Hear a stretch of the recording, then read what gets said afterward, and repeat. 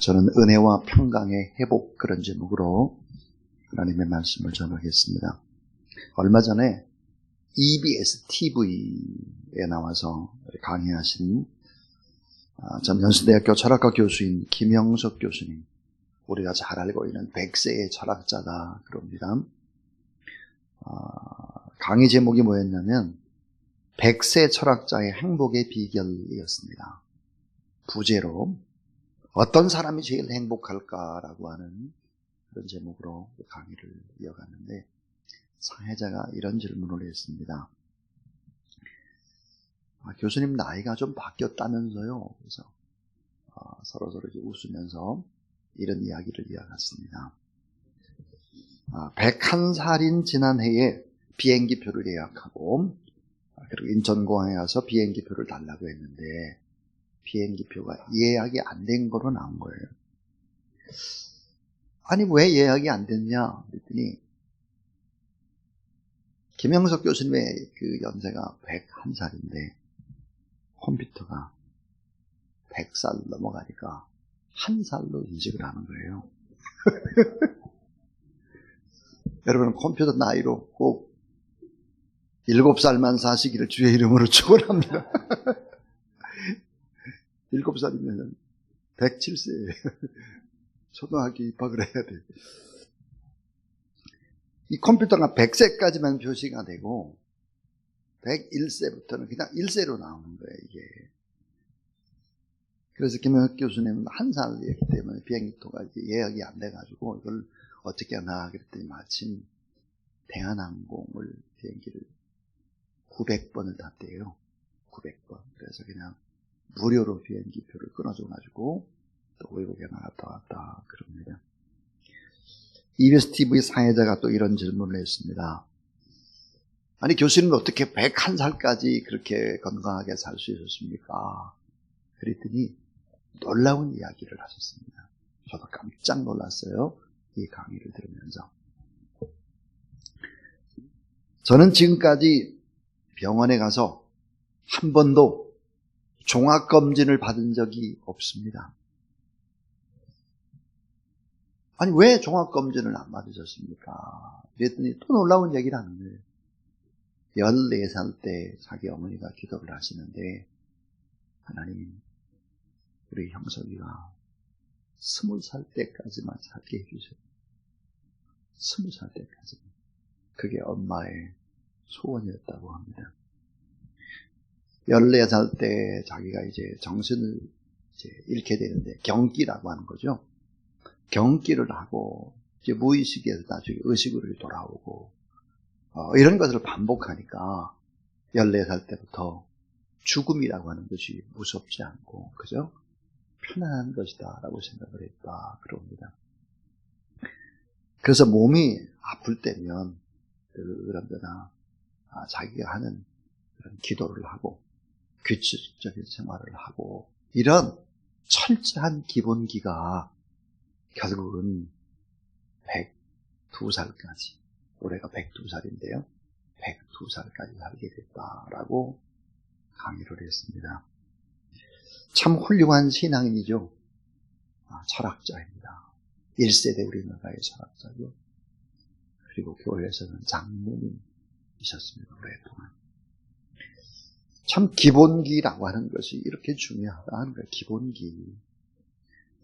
여러분, 신앙의 기본기 너무 중요한데, 우리 기본기 하면 스포츠에서도 세계적인 피겨 스케이팅 선수였던 김연아 선수 연습 요정이라고 그래요.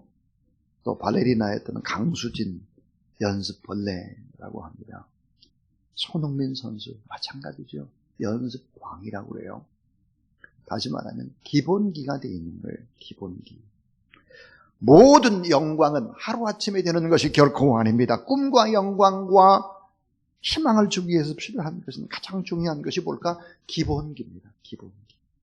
여러분 따라하세요. 기본기는 전부입니다. 여러분 이거 꼭 기억해야 돼요. 기본기가 전부예요. 전부.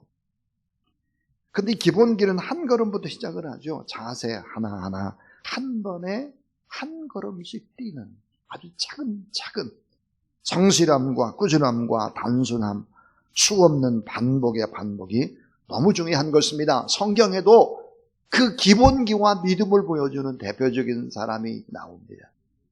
누굴까? 다윗이죠. 다윗이 어떻게 골리앗을 무너뜨릴 수 있을까? 2m 50이 넘는데, 그것은 바로 수 없는 시간 어렸을 때부터 양떼를 지키기 위해서 물맷돌을 던진 것입니다. 던지고 또 던지고 던진 것이죠. 기본기가 된 것이죠. 거기에 뭐예요? 믿음입니다. 이 기본기와 믿음이 결국은 기적을 일으킨 것이죠. 자, 신앙이든 스포츠든 사업이든 그 어떤 대성하는 사람들은 다 기본기가 되어 있는 거예요. 기본기. 단순하게 반복하고 바른 태도를 가지고 끊임없이 인내하고 한계를 뛰어넘게 만드는 초강력의 하나님을 만나서 하나님 앞에 기도하고 하나님을 의지하며 나간다. 여러분, 이 기본기가 잘 되어 있는 신앙인들 있잖아요. 이건 복덩어리들이에요. 이 기본기가 잘 되어 있는 신앙인들은 돈으로 계산할 수 없는 엄청난 자산을 이미 몸에 가지고 있는 사람들이에요. 오늘은 신앙의 기본기이며 참 기본이 전부라고 말할 수 있는 은혜와 평강, 이 은혜와 평강의 축복, 이 은혜와 평강의 회복이 우리에게 얼마나 중요한지를 보여주는 것이 오늘 본문입니다. 자, 에베소 1장 2절입니다. 하나님 우리 아버지와 주 예수 그리스도로 쫓아 따라하세요. 은혜와 평강이 너에게 있을지어다.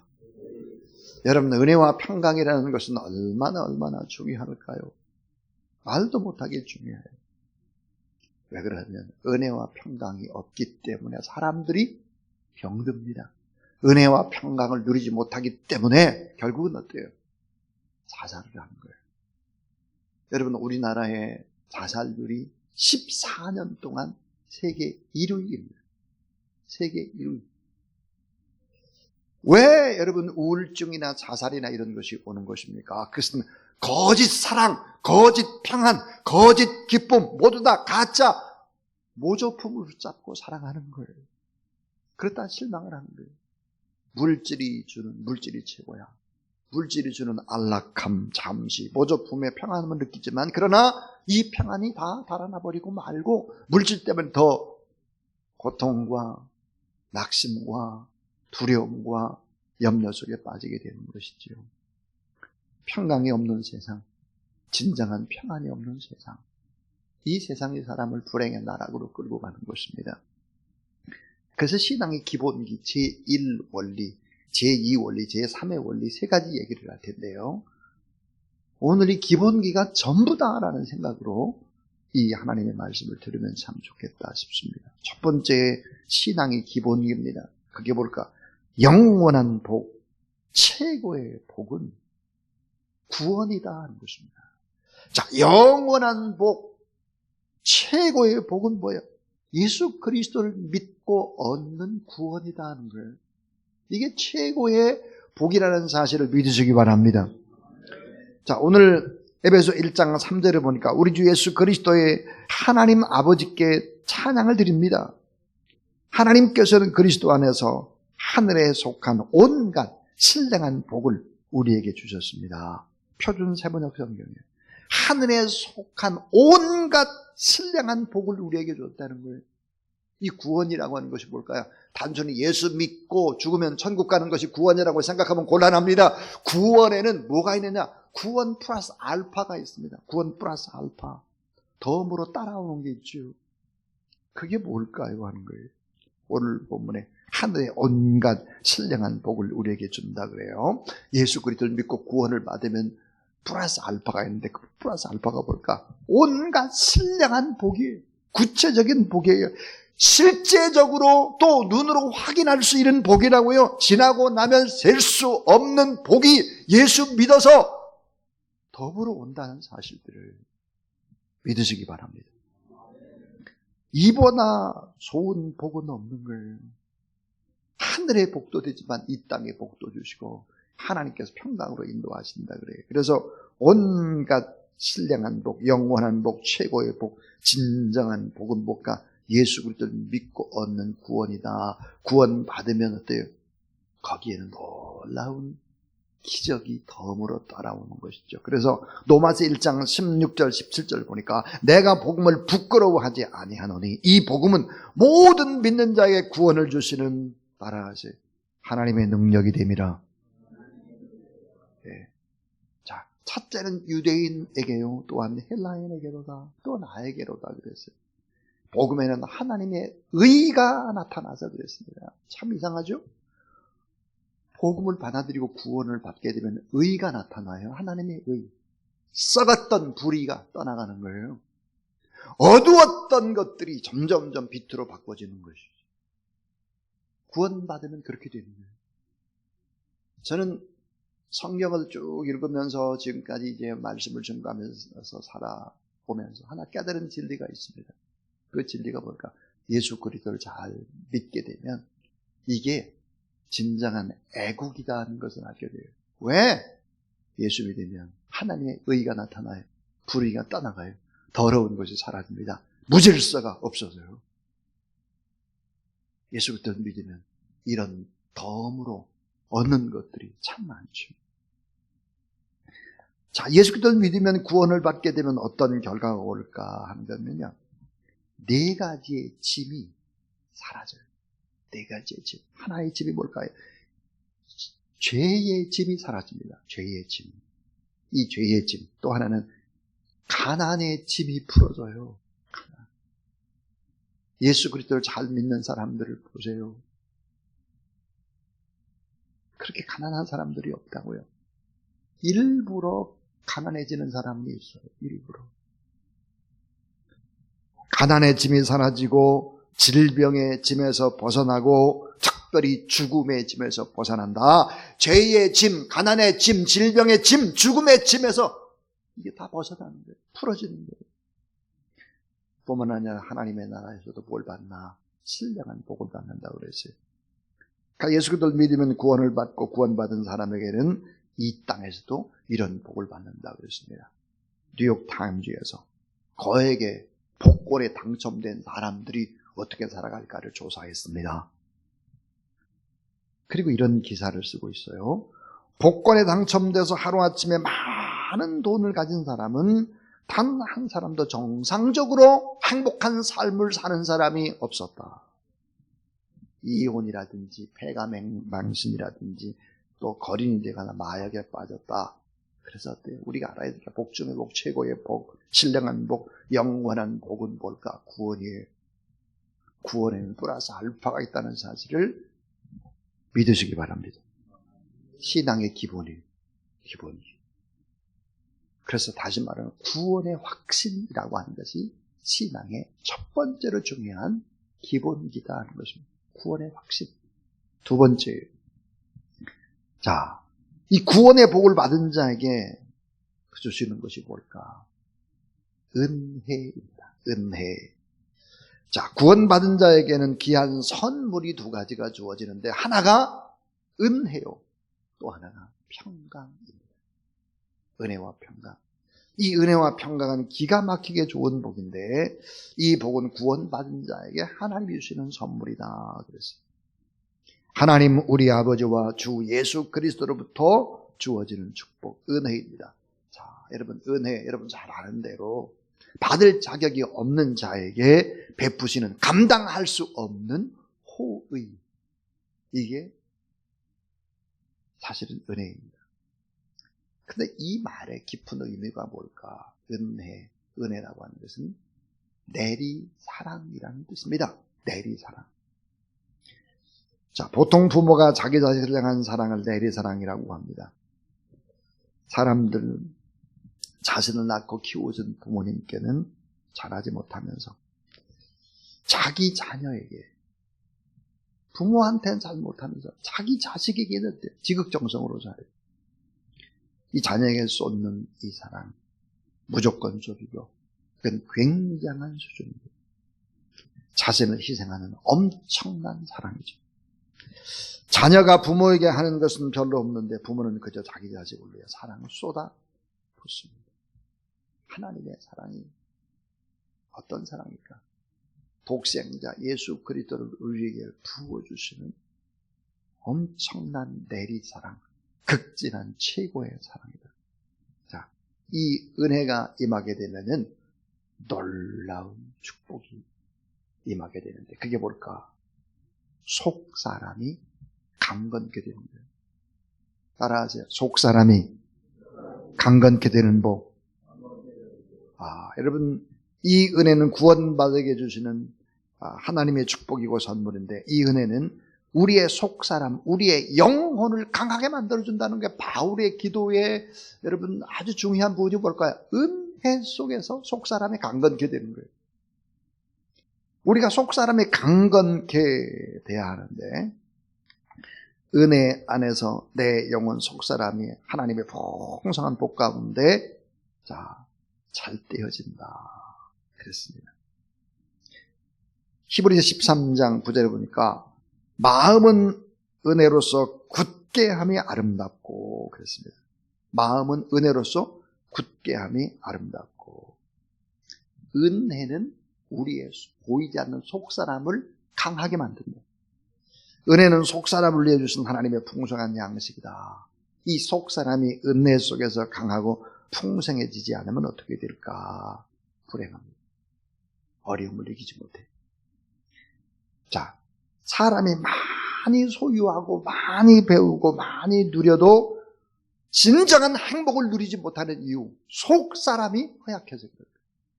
속사람이 강건해야 돼요. 자, 많은 어려움과 많은 문제를 극복하지 못하는 이유가 뭘까요? 속사람의 약함 때문입니다. 속사람의 강건함이 진정한 축복이라는 거예요. 진정한 축복. 그래서 에베소 6장 24절, 에베소의 맨 마지막이죠. 이 맨 마지막은 이렇게 끝을 맺죠. 우리 주 예수 그리스도를 변함없이 사랑하는 모든 자에게 은혜가 있을지어다. 은혜 속에서 강한 여러분 되기를 바랍니다. 하나님의 은혜가 임하게 되면 여러분도 잘 보지 못하는 속사람이 강건해지는 거예요. 속사람이 강건해지는 것이다. 정말 중요한 것은 속사람의 강건함이라는 사실을 우리는 알아야 됩니다. 이게 기본기예요. 때로 하나님은 물질을 위해서 우리가 막 기도를 합니다. 하나님 물질적인 축복을 좀 주세요. 그런데 필요한 물질을 다 주지를 않아요. 짜투리를 남겨놔요. 자, 고난을 없게 해달라고 막 하나님 앞에 간절히 기도하는데 고난을 좀 남겨놓으세요. 하나님 저는 이런 문제가 있는데 이 문제를 좀 제거시켜 주세요. 막 기도를 하는데 문제를 조금 남겨놔요. 왜 그럴까요? 왜 남겨놓을까? 이거들. 정말 중요한 것은 속사람의 강건함을 깨닫게 하기 위해서다. 속사람의 강건을 위해서는, 다시 말하면 은혜 속에 거하기 위해서는 이 구원의 진리를 매일매일 깨닫고 체험하는 감격이 있어야 된다는 거예요. 문제가 조금 있어야 어때요? 기도를 하죠. 100% 해결해 주는 것보다 좀 남겨놔야 기도를 하는 기도예요. 하나님을 의지하는 거예요. 구원의 하나님을 바라보는 거예요. 그러니까 속사람은 어때요? 더 건강해지는 것이죠. 교회 안에는 가난뱅이와 부자가 공존합니다. 누가 여러분 교회 안에서 가난뱅이일까요? 교회 안에, 우리 주사랑교회 안에서 가장 가난한 사람 누굴까? 구원의 감격을 모르는 사람. 구원의 감격을 모르는 사람. 왜냐하면 구원은 영원한 복이고 최고의 복이고 이보다 더 좋은 복이 없기 때문이죠. 날마다 구원의 감격이 넘치고 예수 그리스도와 십자가를 생각할 때 마음의 감격이 솟구치는 하나님의 사랑에 대한 감격이 있게 되는 그런 여러분 되길 주의 이름으로 축원합니다. 이 같은 사람이 부자예요. 이 같은 사람이 은혜가 충만한 사람이에요. 이 같은 사람은 뭐야? 속 사람이 강한 사람. 아까 제가 그랬어요. 이 기본기가 탄탄한 사람들, 어렸을 때부터 신앙생활 잘하는 사람들, 그 사람들은 완전히 복덩어리들이에요. 정말 귀한 복덩어리 중에 복덩어리죠. 자, 에베소 1장 5절을 보면 예수 그리스도를 말미암아 자기의 아들들이 되게 하셨으니 과거형이에요. 에베소 1장 7절도 그의 피로 말미암아 속량하고 제사함을 받았느니라 과거형이에요. 에베소 1장 13절도 약속의 성도로 인치심을 받았으니 그러죠. 모두 다 과거형이에요. 과거에 이루어진 구원, 예수 그리스도를 믿은 지 이미 오래된 사람일수록 어때요? 은혜의 감격이 떨어진다 그 말이에요. 다 과거형이에요. 이 구원의 감격을 회복하고 은혜 속에서 강해지기 위해서 하나님 앞에 더 하나님 앞에 간절히 기도하는 그런 여러분 되길 주의 이름으로 축원합니다. 자, 이제는 제3의 원리예요. 기본기 제3 마지막의 원리예요. 자, 제1의 원리가 영원한 복, 최고의 복은 예수 그리스도를 믿고 구원받은 복이다. 구원이라는 것은 그냥 구원이 아니라 구원 속에는 플러스 알파 프로그램들이 다 담겨져 있다고 그랬어요. 제2의 원리는 구원의 복을 받은 자에게 하나님은 은혜를 주신다. 왜? 속사람이 강건하고 있어요. 속사람. 보이지 않는 속사람이 강건해. 다시 말하면 어려움 속에서도 행복하고 모자라도 행복하고 또 뭘 많이 누려도 하나님 앞에 내가 한 거 아니다. 겸손하고 이게 뭐예요? 전부 다 속사람이 강건한 거예요. 은혜가 임해야 속사람이 강건해요. 그 다음에 이제 제3의 원리 은혜 받은 자에게 임하는 평강입니다. 평강의 복이에요. 평강은 은혜 받은 자에게 주시는 하나님의 선물입니다. 얼마나 마음의 평강을 누리고 사느냐 하는 것은 은혜 받은 정도와 비례한다. 목사님, 은혜하고 평강의 차이가 뭡니까? 이렇게 묻는 분들이 있습니다. 간단하게 이렇게 설명을 할 수 있습니다. 여러분, 팔당댐. 팔당댐이 얼마나 큽니까? 남한강, 북한강이 다 모였으니까요. 엄청난 댐이죠, 팔당댐. 이 거대한 물이 팔당댐 안에 갇혀있는 그 물을 은혜라고 생각을 하십시오. 팔당댐의 수문을 열면 물이 나가잖아요, 한강에. 그게 바로 평강인 것입니다. 평강.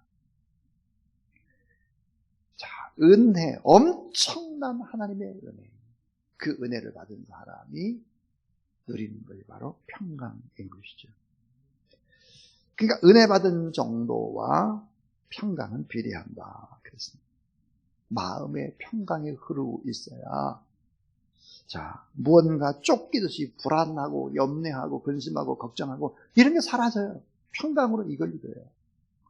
너희가 세상에서는 환난을 당하나 담대하라. 내가 세상을 이겼노라 하시니라. 평안을 너에게 주노라. 부활하신 주님께서 맨 처음 주신 선물이 평안하냐. 평안. 그래서 평강을 구하기 이전에 하나님의 은혜를 구하는 여러분 되기를 바랍니다. 하나님의 은혜를 생각하기 이전에 나는 구원의 확신이 있는지를 생각하십시오. 예수 그리스도를 바라보라 하는 것이죠. 그래서 은혜 안에서 우리가 거하고 평강을 얻기 위해서 해야 하는 일이 뭘까? 기도하는 일이다 했어요. 기도에서 멀어지는 것을 우리는 너무 두려워하고 경계해야 하는 것입니다. 자, 건강에 좋아서 기도를 등한히 한다? 그것은 건강의 복이 아닙니다. 돈이 너무 잘 벌려서 기도를 등한히 한다? 돈 많이 버는 거 복이 아닙니다. 남편이 너무 좋아서 기도를 등한히 한다? 좋은 남편, 그 복 받은 거 아니에요. 자녀가 너무 좋아서 기도를 등한히 한다? 그렇다면 자녀는 복이 아닐 수 있다는 거예요. 꼭 기억을 해야 하는 것입니다. 자, 히브리서 4장 16절에 보니까 그러므로 우리는 긍휼하심을 받고 때를 따라 돕는 은혜를 얻기 위하여 은혜의 보좌 앞에 담대히 나갈 것입니다. 그랬습니다. 자, 때를 따라 돕는 은혜를 얻기 위하여 때를 따라 이 말의 의미가 뭘까? 필요할 때마다 필요할 때마다 다른 사람에게 전화하고 이러지 말고 하나님 보좌 앞으로 나오라. 자, 담대하게 은혜의 보좌 앞에 담대히 나가라. 이 담대히라는 단어 여러분 잘 아는 대로 뻔뻔하게입니다. 뻔뻔하게. 자, 은혜를 믿음으로 우리가 얻고 기도하기 때문에 우리에게 꼭 필요한 것이 뭘까? 평강을 얻고 또 필요한 것을 얻기 위해서는 기도가 필요한 것이죠. 자, 타종교의 기도, 그 핵심, 불교의 이들이 하는 어떤 기도의 핵심이 뭘까? 정성이라고 합니다. 정성. 그래서 주로 이제 지성이면 감천이다 그래요. 얼마 전에 한 스님이 쓰신 불교서적을 읽다가 깜짝 놀랐습니다. 스님이 기도에 집중을 하기 위해서 일주일간 잠을 안 자고 졸지 않기 위해서 자기를 막 허벅지를 꼬집고 때리고 냉수마찰을 하고 거기다가 손가락 12마디를 불태웠더라고요. 봉양하기 위해서 그렇게 되는 게 이게 불교의 기도입니다. 우리는 이런 기도 안 합니다.